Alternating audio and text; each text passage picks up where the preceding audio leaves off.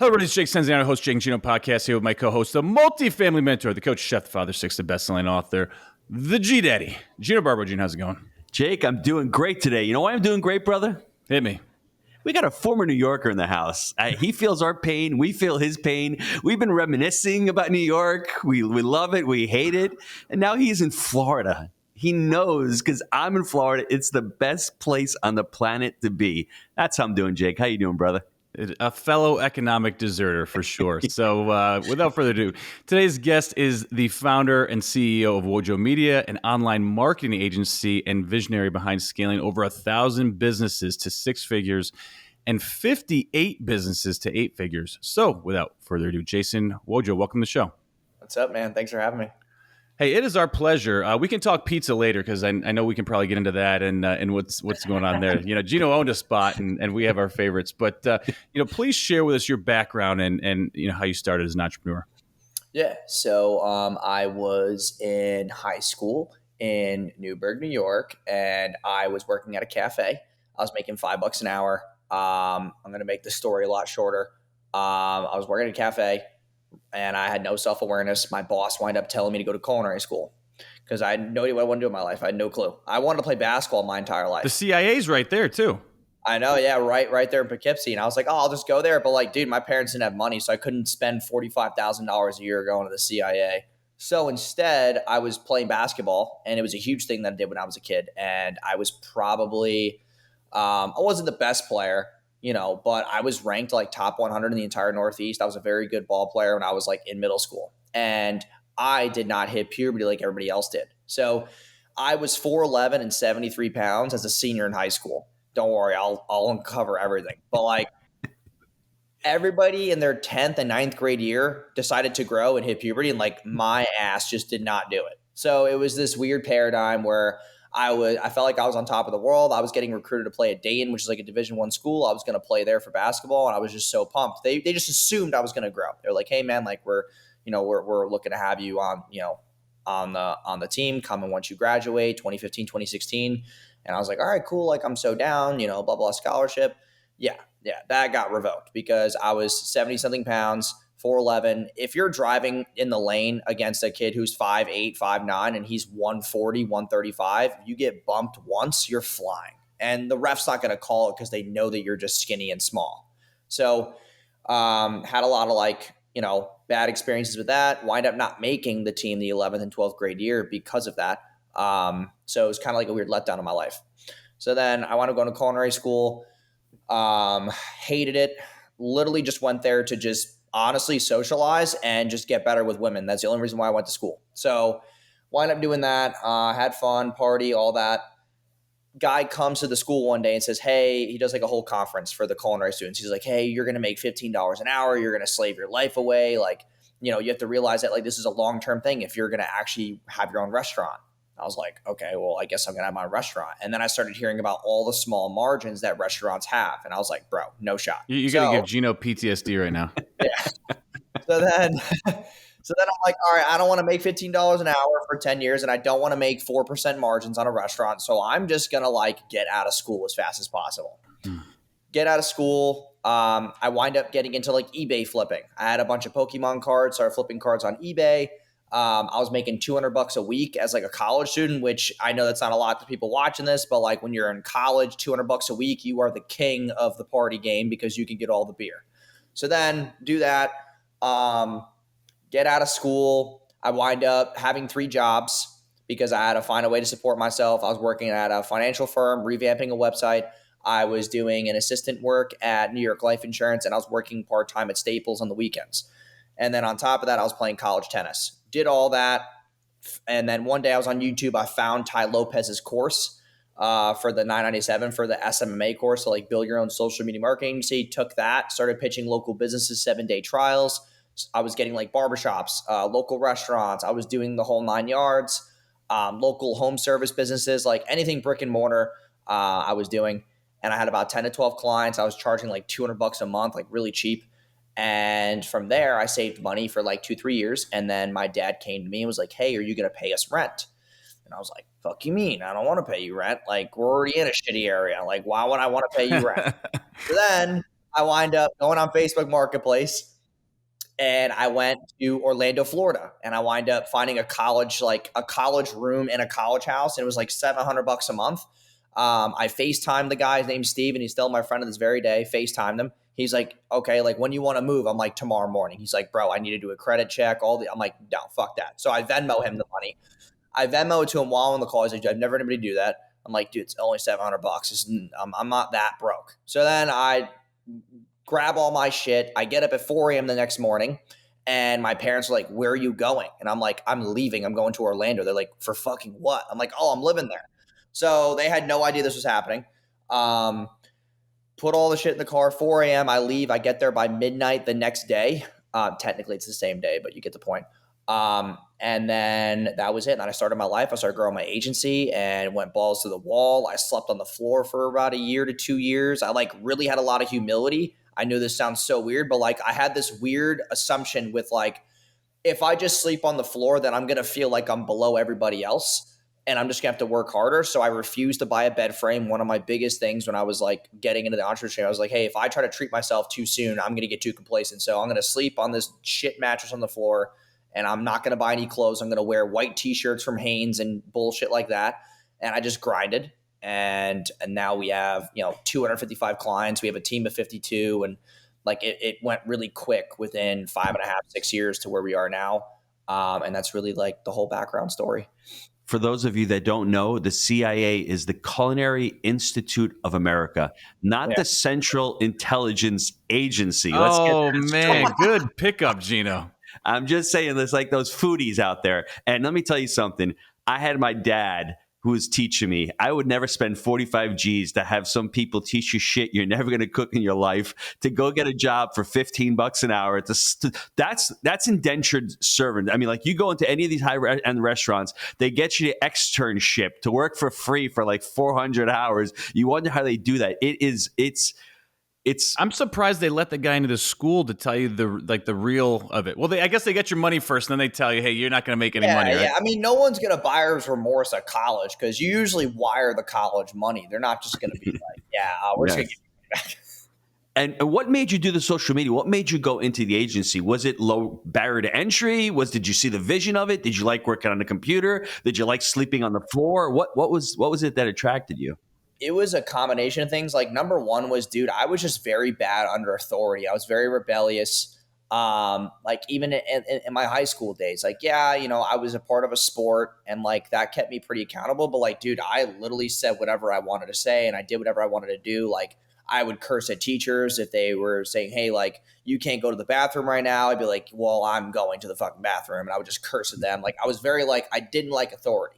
That was just being raised in Newburgh, man. Yeah, that was definitely a good trigger for me. And then like also I got fired from every job that I ever had. Like I literally couldn't keep a job. And they were always like, oh, like you can't take a lunch break that long. I'm like, dude, I didn't finish my food. Like that, why do I have to eat fast? They're like, dude, everybody takes a 30-minute. I'm like, well, I'm not gonna eat fast like everybody else. Like I would literally curse at people. I was like, you guys can fuck off. Like I'm not. Well, doing plus that. you needed to put some weight on, dude. You needed to eat a little more than everybody else. So skinny. And like, I was like, dude, I just hated people telling me what to do. So I started getting curious. I was like, all right, make money online. I started looking at all these videos, these motivational like YouTube long form videos. And then like the ad popped up from Ty. And Ty didn't look like a good looking dude. And he's like, here in my garage, he had a Lambo. I'm like, bro, I drive a Ford Focus. I want a fucking Lambo. Like I want to attraction marketing works, Gino. Dude. And the course was $997. I was like, all right, if I'm going to do this, like I got to go all in on this because $997 to me back then was like a lot of money. So Jason, let's jump into that real quick because I have skeptics when they want to join a community like us. We have a high ticket price and people are like, well, it's expensive. It's a scam. Ty Lopez may be a scam. But what I think you did was you were desperate. You wanted the information. You spent your life savings. You had skin in the game and you acted on the information that Ty gave you. Ty is or isn't a scam. It depends upon the information that you get from Ty if you implement the education. And that's with most of these gurus out there, including Jake and Gino. We'll give you the education. We'll give you the implementation, the coaching, the on-site events when you're on with us. I'll give it all to you. You just have to be able to implement the education. What are your thoughts on that? Yeah, dude, I completely agree. And like, there's people out there who, when we run ads for them, like they've said things online about my stuff, about saying, hey, like he got us a bunch of leads and none of them closed. And I'm like, dude, it's our duty to get you leads and traffic, but if you can't close leads, it's not my fault. And it's the same thing with like the education space, which is, I took this program and it didn't work for me. I'm like, dude, it's not the program and it didn't work for you, because if they've been successful and they taught you, it just means that you're an idiot. And like, no one's going to tell them that, obviously, because that's like mean, but like, it's just the truth. And I've always said that to people on calls, like, oh, like if I buy coaching, like what are the results that I'm going to get? I'm like, dude, what you put in is what you get out. Also, there's a bunch of information and access all over the place. You can learn one good thing from all these. Like, I was in a mastermind for like $48,000 a year. It was an ecom mastermind. And I didn't learn shit through the entire year. But then I learned one thing, which was that if I hooked up a call center to ecom stores and I had the connection, I could make more money on the back end of the store. And that was the most valuable shit I learned. And I got the connection and I use call centers now. And like, that was worth the $48,000, to be honest. You take one thing from so many people, you're going to get a win. And most people are looking for the dream in a $97 or even a $10,000. Like, you're looking for this dream outcome when, yeah, you could be relayed the information, but like, dude, you can lead a horse to water, but you can't force him to drink. Mm-hmm. You're basically unemployable. Oh, it sounds like you're like Jake. I mean, Jake, I don't think went and cursed at his old employee. He did fire his boss at a Taco Bell, though, so I'm really proud of him for doing that. I have been fired too before. I just don't talk about it a lot. So, well, talk about it right now. Where else have you been fired? You've never told me you've been fired. So do you guys remember Friendlies? Yeah, of course. You know Friendlies? Big ass banana floats, and the Sundays are like, the three of us can eat it. I think Jason should have had that. Put on some calories eating the banana floats. Yeah, it was Friendlies. It was Friendlies in Greece, New York, which is like Rochester. And the dude, like, I don't know, the manager there had like predominantly women working for him, and he just didn't seem to like me for whatever reason. I came in with like a little bit of stubble one day. And dude just sent me home. So I don't know if technically I was fired, but like I wasn't coming back from that shit, right? Like go jump off a bridge, you know? But so check this out. That was the best thing that happened to me though, because that actually got me in sales. And so someone I knew got me a job at Radio Shack after that. And while this may sound like a joke, like, oh, Radio Shack, it was 100% commission based. And I got into that, became the number one sales rep in the district, which led me to a better sales job, and then, for me, I was early 20s, making six figures, had a company car. That was a good deal. And it wouldn't have happened unless I got fired from Friendlies for having a little bit of stubble. Maybe I was looking too sexy for him, Gino. You couldn't handle it. I don't know. But, Jason, as far as your employees, you have your employees go around and curse at you. I mean, like, as far as that, it seems like when you were young, you had no discipline, right? And that's the thing. Like, maybe you didn't. And it seems like you've had to have and build a significant amount of discipline to be able to sleep on the floor, to be able to work 18 hours, to be able to employ people, to be able to sell your product and grow your company. What changed? What made you, I don't know, get the discipline or start harnessing to be able to scale, to be able to grow? Yeah. So the biggest thing, like, I actually like it when employees challenge me, not in a cursing manner, but like in a way where like they're trying to challenge me to develop the product better and the business better. So I actually enjoy that. The thing that made me more disciplined was like, what else am I really going to do though? Because when I was 18 to 21, I saw all the kids that I was hanging around and they were just like doing all the regular stupid stuff. Like they were just settling and doing dumb shit and, drugs and alcohol, all these things. Like I was like, hey, I don't want to be like that. So I feel like I have like this weird duty to myself and like my parents that actually like helped me a ton, even though it wasn't a crazy amount when I was a kid. Like I feel like I have a duty to help them out too. Also, it was this thing where I just didn't want to let people down. I had this weird thing about letting people down. And I thought it was something where, hey, when the game is all said and done, like, are people going to count on me? And I thought that was really important to me when I was a kid, because I looked at basketball so much. I was like, hey, like I'm the point guard, like I run the court. People depend on me to make the right play. So the same way here in life where I'm like, hey, I have all these employees and we have a great company culture. Like it's my duty to make sure everybody's happy. Yeah, I mean, the other side of the coin with discipline is like you have to look at the pros and cons of going all in. And there's literally zero cons. And people try to make it that way. Like there's all pros when it comes to that. If you're going to bet on anybody, it's going to be yourself. So when you do put all the money up, you have to have more discipline. I think the biggest reasons why, like when we run a lot of events and we talk to a lot of business owners, there's this level of complacency around making $10,000 a month. I can't tell you enough how annoying it is when people are like, yeah, I just want to make $10,000 a month. And I'm like a legit business owner. I'm like, dude, to be honest, like you ain't shit. Like that's not a lot of money. So it's this thing where the more money you spend, the more accountability you have, which then forces you to be more disciplined to get shit done. And that was the biggest thing for me was like, dude, if I just put my money where my mouth is, I'm intrinsically going to be more disciplined. I'm going to outperform everybody else.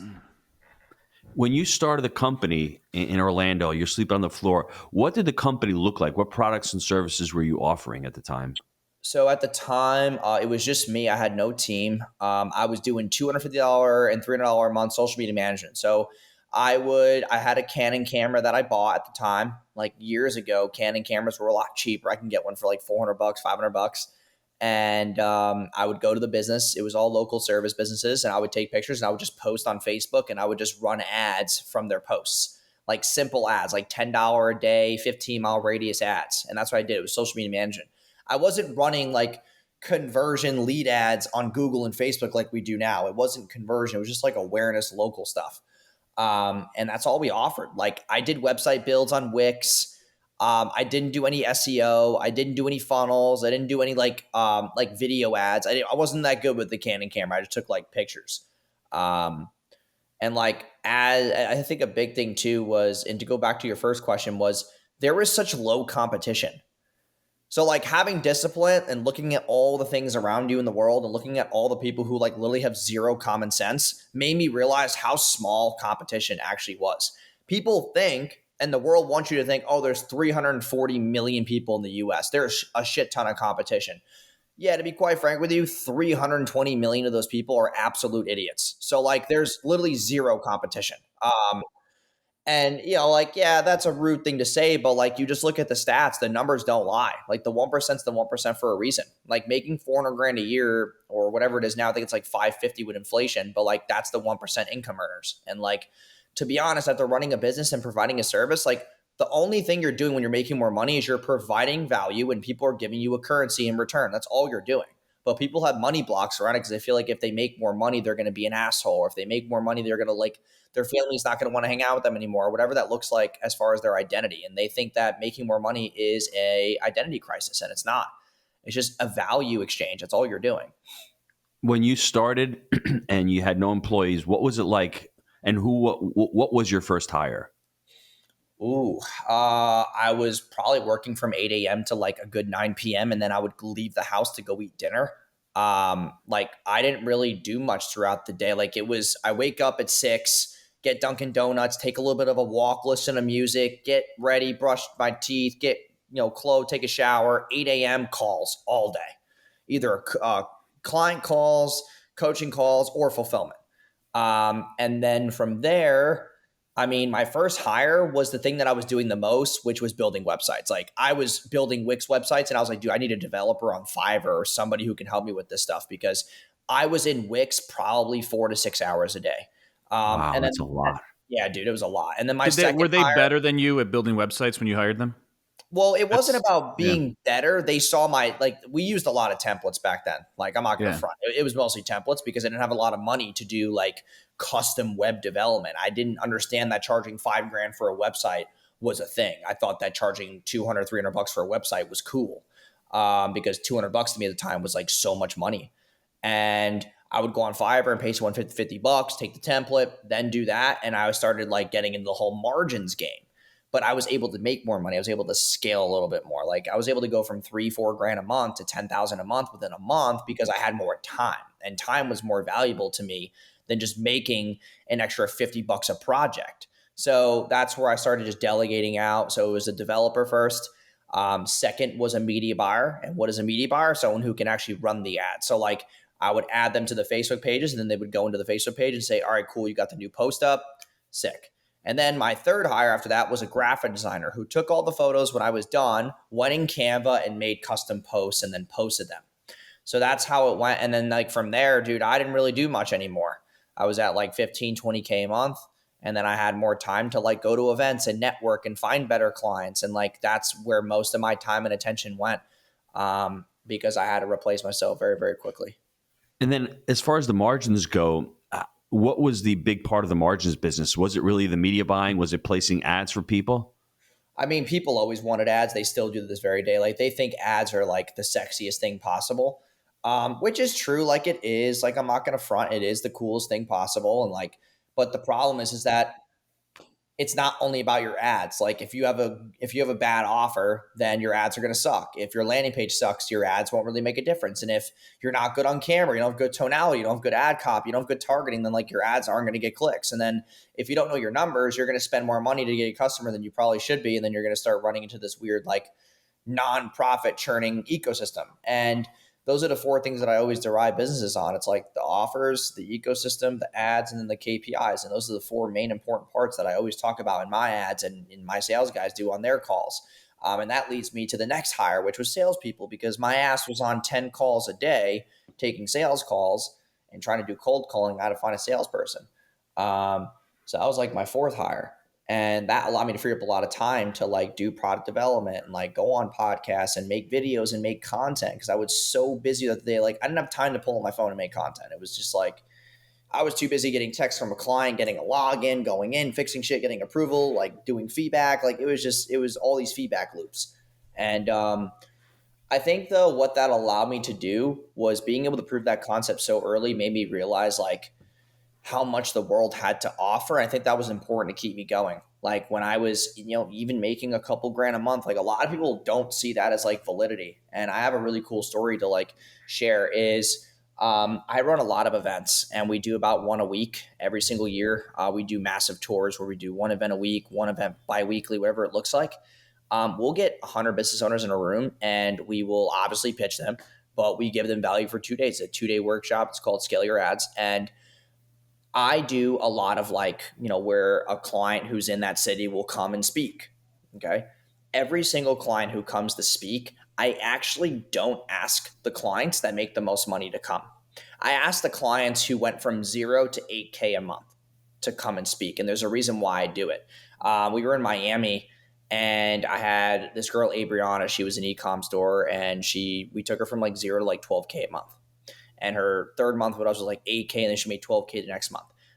I brought her up and I was telling everybody like, these are business owners all in the room who I'm about to pitch. And they're all like, wait a minute, you brought somebody who only make $8,000 in a month.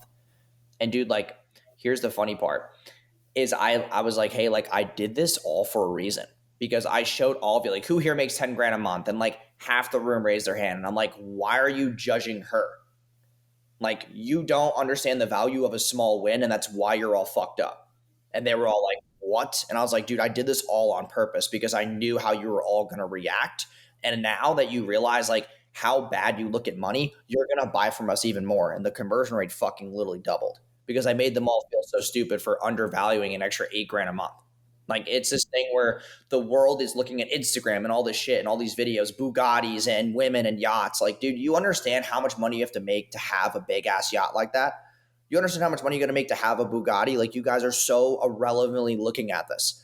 Like for you to own something like that, you have to make at least 100 million a year. To have a private jet, at least 50 million a year. Like you're looking at these big ass numbers, but you don't look at small wins. And it's the small wins that compound to get you your big W, which is the win that you want. And like people just don't look at it that way anymore because the internet has fucked up everyone's head. Like, oh, you have to live this lifestyle. You have to have a Colombian woman with a fat ass. Like you have to have all these things. And dude, the world is terrible. And that's why, this is a really interesting topic to go off of, but like running an agency and running a business that's all derived on people, there's one thing that I learned about most people. And that's after God knows how many people that I've talked to and worked with. It's that, dude, people are exhausting. And like, we're in this world where mental health is just a complete like shit show. And like running this business, that's why now, dude, I am working with this guy, Brent Charleston. He does like a lot of like childhood traumas and like psychology and all these things. You got the in-house shrink? Yeah, dude. And like, I'm just being upfront. Like I like eating out alone. I like doing things alone. And it's because, dude, people are just massively exhausting. Like they just sound like Jake. Hold on, is this your Wendy Rhodes? Does she like is she counseling the people that work for you, or just yourself? This is what I want to get to the bottom of. Like, dude, it's just something where I had to realize like what my strong suits were, and like now that I've ran this business for so long, I'm happy that I like I'm out of it right now. Like I found a CEO, I don't really run it anymore. Like, yeah, I'm the owner, but like I don't do anything in it. So now I'm just focused on stuff like this. Like little do people realize that like intrinsically doing podcasts like this and getting to network with tons of people who are crushing the game, just makes you more money intrinsically. Like it's not even about the fact of, oh, like you get to network and maybe they invite you to an event or whatever it looks like. Dude, the amount of podcast views that I've gotten over the last 90 days, we have made so much more money. Like we've doubled the business in the last 6 months because I've done one podcast a day for fucking 120 days straight. Like I have 3 today. Like it's just being a part of brand and building equity in the space has been the most important thing by far. I love that. You've got the 4 pillars before we go to the short answers. I wrote them down. Offers, ads, ecosystem, and KPIs. Would you mind touching on all 4 of those real quick? Yeah. So the offer piece is making an impulse, irresistible offer that makes it easy for your prospect to say yes for less ad spend. Okay. So if you are, let's say you do credit repair. I'm trying to crazy example. Or like you guys are multifamily. Let's just do that. So you guys are multifamily. You're telling people, hey, like I'm going to coach you on how to get your first multifamily property. Okay.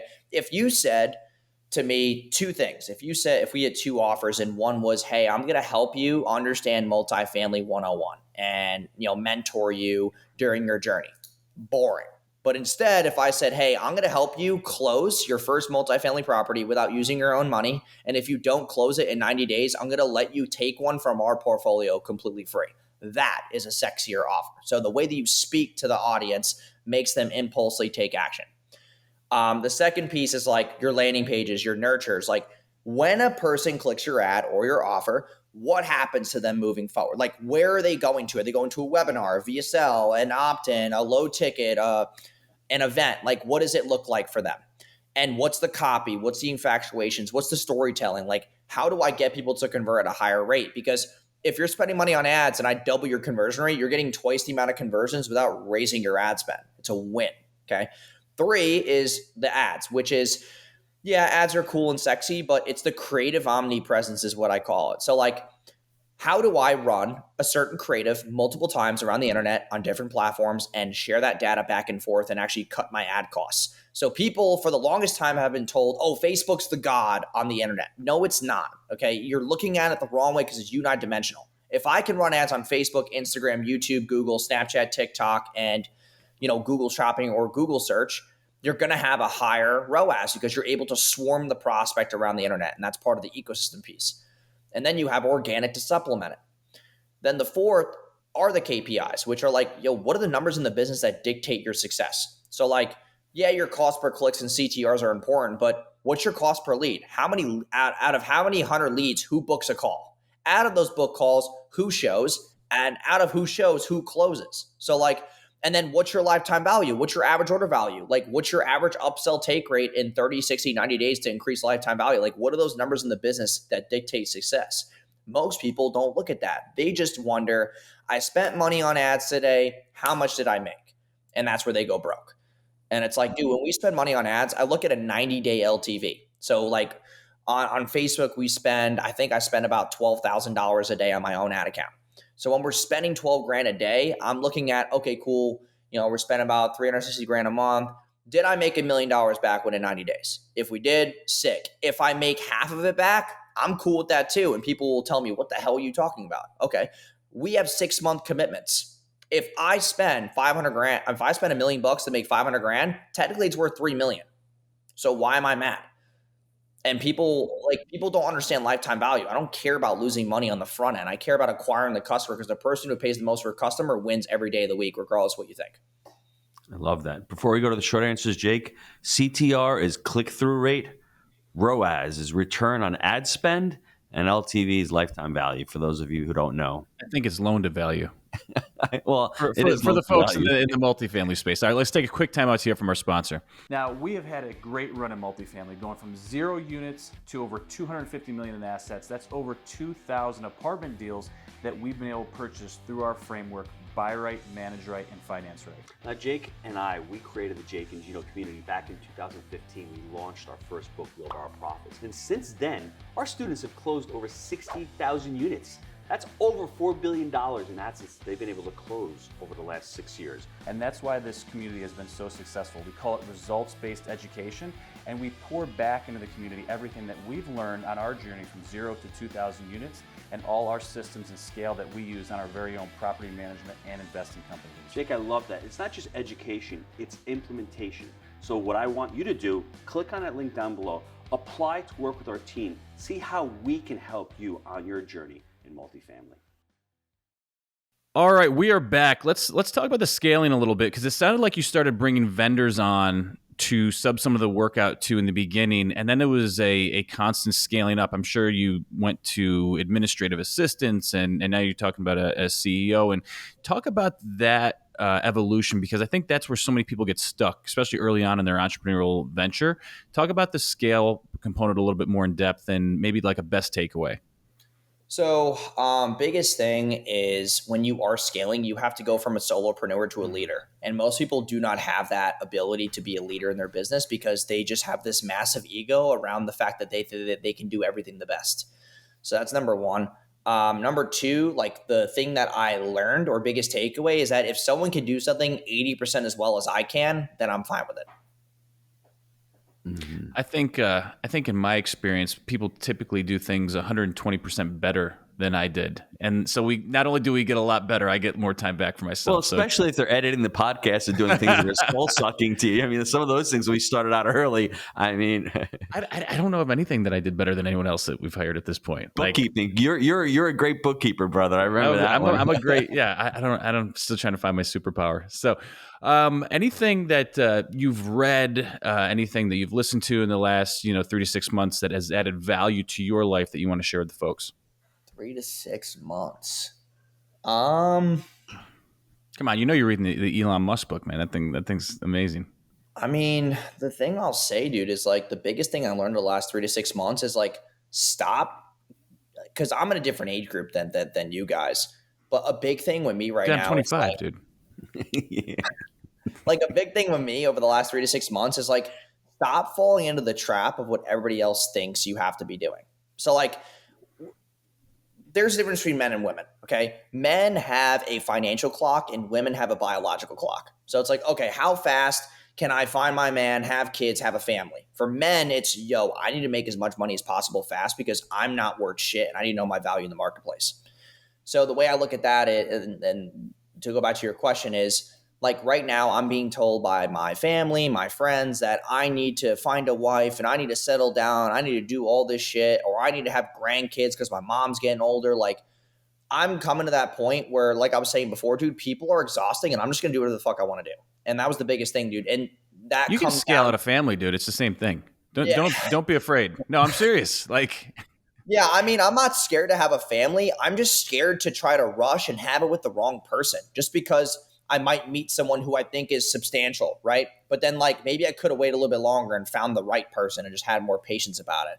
And maybe I didn't need to have a kid so soon. And like maybe I didn't have to like do all the things everybody told me to do. Like for example, weddings. Okay. I'm not spending $100,000 on a fucking wedding. Okay. I don't know who's under this delusion that we need to have this big ass wedding. I'm going to spend maybe 20 grand tops on a wedding, get close knit family.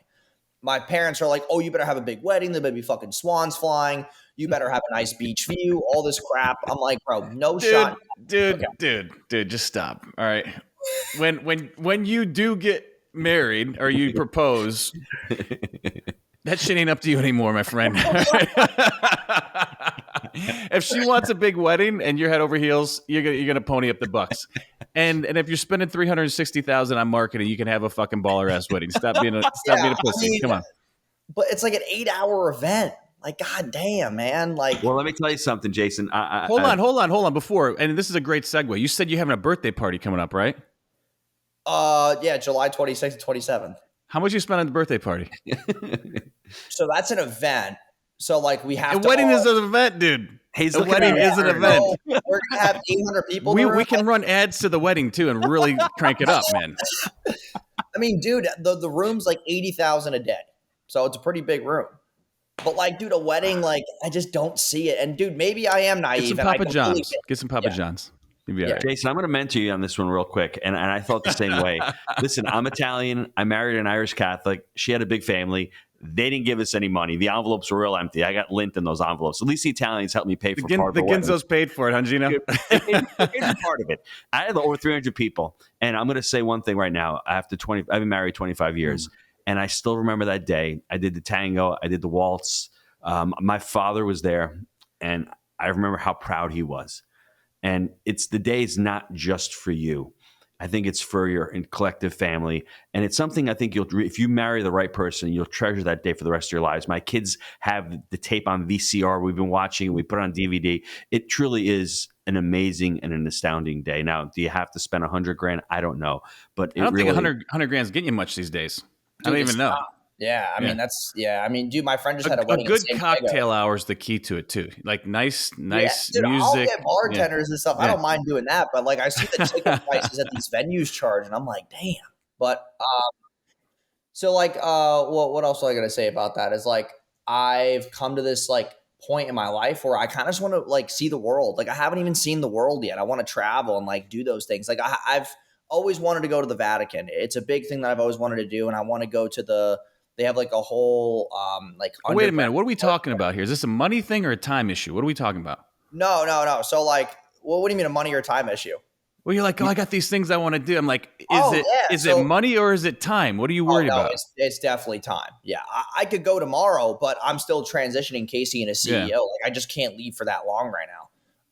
And then plus we have the events. So it's like, we're doing all this for a brand play this year. And once July hits and that event's over, we're not running any more events. So after July, I'm going to, obviously pack my stuff up and just like not do events. I'm not going to be traveling as much. He's going to go to the Vatican. He's going to find a lady and he's going to come back and have a baller ass wedding. And we'll say, I got an even better idea. We told you so. I got an even better idea. I want you to go to the Vatican. I was at the Vatican last year. You walk into the Sistine Chapel. You're sitting there. You're going to get married at the Vatican with the Pope. That's what you're going to do. That's how you're going to spend like $500,000. And that wedding will be you're sitting in that whole courtyard out in the Vatican. It truly is an astounding and amazing place. You should absolutely make your way over to Rome. On the waiting list. I put my name in now for the tour that they do underneath. You got to do like a whole background check to go downstairs. And I'm on the waiting list for that. Dude, I'm so pumped about that because I saw it during the Angels and Demons movie with Tom Hanks. Yes. I want to fucking see it. Like, I'm like, damn, I want to see the freaking thing. But it is amazing.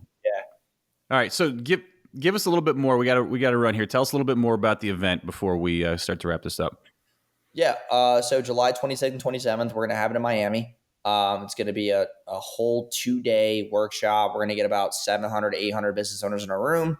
We're going to teach them about offers, paid traffic, landing pages, KPIs, all that stuff. We're going to have a lot of cool guest speakers, a lot of my private clients that I'm excited to announce soon. And then it's just going to be like a really insane 2 days, like DJs, freaking cocktail parties. It's going to be nuts. And obviously, like, yes, we're going to have services there for people to buy. I'm going to have a massive sales team there. My team's going to be flying in from all parts of the world. So it's going to be a really cool time for me to like think about what I've done for the last 7 years. That will be 7 years in July, and just like, just like finish the tour with a bang. And that's how I'm looking at it, is like, hey, we've done over 80 events and like I'm exhausted and I just want the last one to put like all my heart into, and then, like make a name for myself in the space, which I feel like I've already done, but like having a big event like that staples it even more. And I'm just really excited about it. I think it's my like time to take over the space completely. And where can folks find out more, get information about the event? So they can go on Instagram. They can do @theJasonWojo. They can follow me there. I'll be sending updates periodically. And then obviously we're going to be running a ton of ads. They're going to see the traffic. But if they go to scaleyouradsedevent.com/Miami, they'll be able to go to the pre-roll page. Gino, you're up. Jake, this is gonna be a fun little wrap up here because you got a young Jason Wojo. He's 4'11", dribbling, playing in Newburgh. Sometimes he's dodging for his life. He's not sure if he should be on the court. Did I foul the guy? I don't know. He grows up and he goes to college and he's like, I don't want to work in the kitchen washing dishes, making $15 an hour. That ain't for me. Meanwhile, I'm working at Staples. I'm working at New York Life. I'm working at Focused Wealth. I'm grinding. And one day I just realized to myself, I got to work for myself because I just fucking hate working for everybody else. I'm yelling and cursing everybody else. I can't work for anybody else. I'm unemployable. This is not me. I don't want to work for anybody else. I want to do the me thing. And Mom, by the way, it's 4 a.m. Hasta la vista. I'm heading down to Orlando for the next 18 months. I'm sleeping on the floor. I don't even have a bed. There's just a mattress on the floor. I want to grind it. I want to make sure that I put in the hard work. And I want to make sure that I start scaling. And I want to make sure that I make enough money that I can take care of my family. And I want to make sure that I am the one who leads the space. And ultimately, after 7 years of hard work, I don't think he's gotten there. I think he's got a lot more way to go. And hopefully, he'll get to the Vatican. Hopefully, he'll get down into the crypts. And hopefully, he'll have a 6-figure wedding. That's what I'm praying for Jason. Gino, hopefully he gets down on one knee. All right, my friend. That's what we're saying. Well, my last question I forgot to ask Jason was, what was your first big purchase, your first like big ticket item purchase that you bought? My first McLaren. Okay. It was a white 570S Spider. Yeah. Nice. That So was you cool. could buy Did you crash it? No, I had that car for about a year, and then I just got a new one, which is a GT. So a McLaren GT. Yeah. And then my second biggest one was my Bentley, because I have a Bentley Bottega and I have a McLaren. So I just have those two. All right, brother. So 6-figure wedding. Here we come. Jake, great time today, brother. You got it. Hey, gang, as always, we believe in buying deals for the long term. Think in decades. I'm Jake. He is the G Daddy, and we make it happen. We'll see you next time.